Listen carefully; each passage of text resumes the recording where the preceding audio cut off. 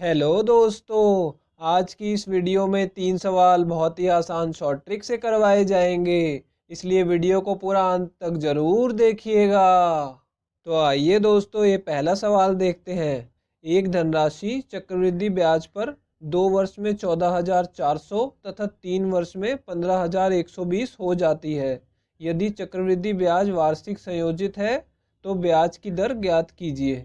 तो देखिए दोस्तों, इसमें क्या दिया हुआ है कि चक्रवृद्धि ब्याज पे एक धनराशि है जो 2 वर्ष में 14,400 हो गई है और 3 वर्ष में कितनी हो जाती है 15,120। ठीक है, तो हमें मूलधन जो धनराशि है वो तो हमें दी नहीं हुई, लेकिन जब भी आपको चक्रवृद्धि ब्याज का इस टाइप का क्वेश्चन आएगा तो दोस्तों क्या होगा, ये जो पहले वाली राशि है ना, ये 14,400, यही हमारा मूलधन होगी अगले वर्ष के लिए। ठीक है, तो इसी को हमें मूलधन लेके चलना है। ठीक है, मैं यहाँ पे लिख देता हूँ कि यही हमारा मूलधन है 14,400 रुपये। ठीक है, तो यहाँ पे हमने लिख लिया 14,400 रुपये मूलधन है।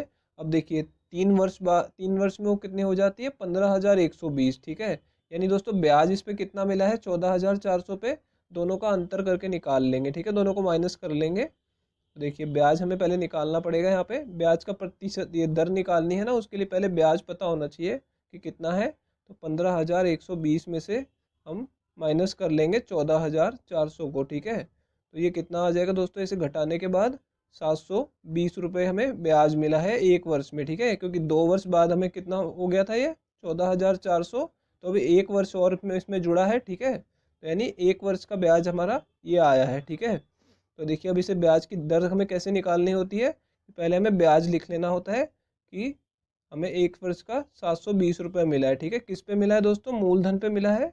तो मूलधन को नीचे लिखेंगे भाग में, तो ये हमने 14,400 लिख लिया।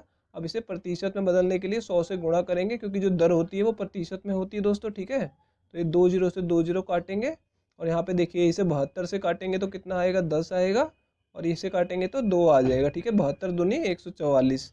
अब इसे 2 से भाग करेंगे 10 को तो 5 आ जाएगा दोस्तों, यानी कि हमारी दर कितनी आ गई है 5% वार्षिक की दर है।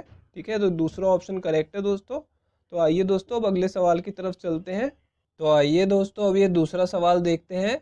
यदि A/B 5/6 है, B/C 4/7 और C/D 9/10 है, तो हमें 2A/3D का मान इसमें ज्ञात करना है दोस्तों।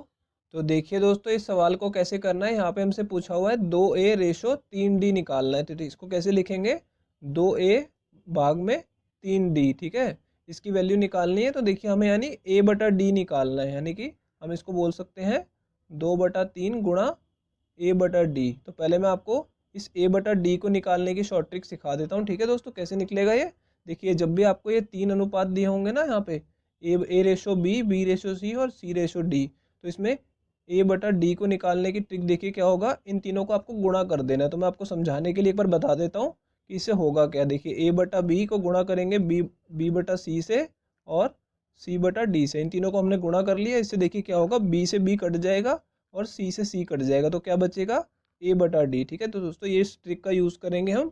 तो इनकी जो वैल्यू है उसको इस तरीके से हम गुणा कर लेंगे। ठीक है, तो देखिए यहाँ पे क्या होगा 5/6, ये A/B की वैल्यू है, और B/C की वैल्यू कितनी है 4/7, और C/D की वैल्यू 9/10। ठीक है, तो इसको हमने गुणा कर लिया। अब देखिए इसे जो कट रहा होगा उसे काट देंगे, 5 से इसे काटेंगे तो 2 आ जाएगा नीचे, और इसको 3 से काटेंगे तो 2, इसको 3 से काटेंगे तो 3 आ जाएगा दोस्तों, और 2 से इसे काटेंगे तो 2, और ये 2 से 2 यहाँ पे कट गया, तो बचा कितना दोस्तों 3/7। ठीक है, तो ये 3/7 बचा, किसकी वैल्यू है ये A/D की। ठीक है, तो A/D की वैल्यू यहाँ पे मैं डाल दूंगा। ठीक है, तो क्या आ जाएगा 2/3 गुणा A/D की वैल्यू कितनी है दोस्तों इसकी 3/7। ठीक है, तो यहाँ पे देखिए 3 से 3 और कट गया, तो यहाँ पे आंसर क्या आ जाएगा 2/7। तो दोस्तों ये हमारा आंसर होगा।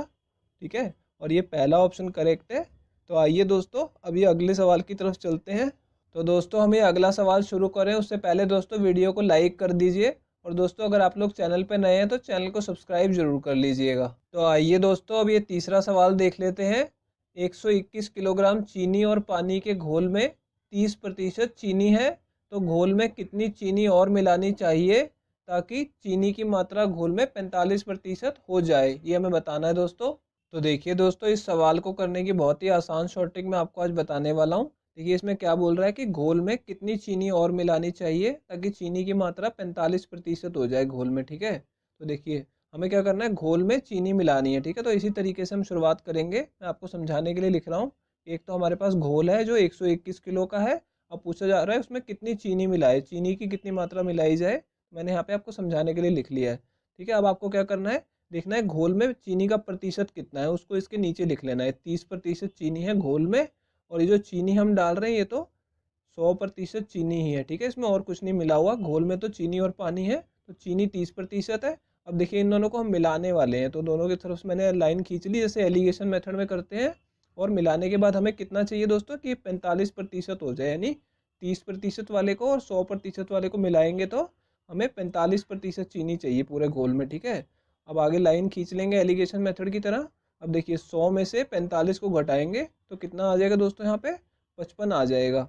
और यहाँ पे 45 में से 30 को घटाएंगे तो कितना आ जाएगा, यहाँ पे दोस्तों 15 आ जाएगा, ठीक है। और नीचे वाली वैल्यू अनुपात में होती है, ठीक है। तो अब इन दोनों को काट भी सकते हैं हम, 5 से काटेंगे तो कितना आ जाएगा दोस्तों, यहाँ पे 11 आ जाएगा। और यहाँ पे इसे काटेंगे तो 3 आ जाएगा, ठीक है। तो यानी 11:3 आ गया है। यदि घोल की मात्रा 11 यूनिट है तो चीनी कितनी मिलानी है दोस्तों, 3 यूनिट, ठीक है।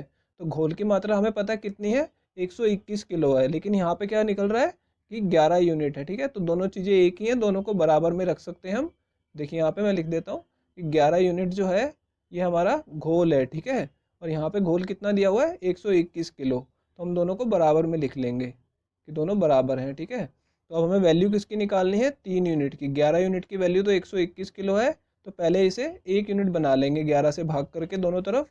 तो देखिए यहाँ पे 1 यूनिट की वैल्यू कितनी आ जाएगी दोस्तों, इसे 11 से काटेंगे तो यहाँ पे 11 ही आ जाएगा, ठीक है। 11 गुणा 11 121 होता है, तो यानी 1 यूनिट की वैल्यू 11 किलो आ गई दोस्तों, ठीक है।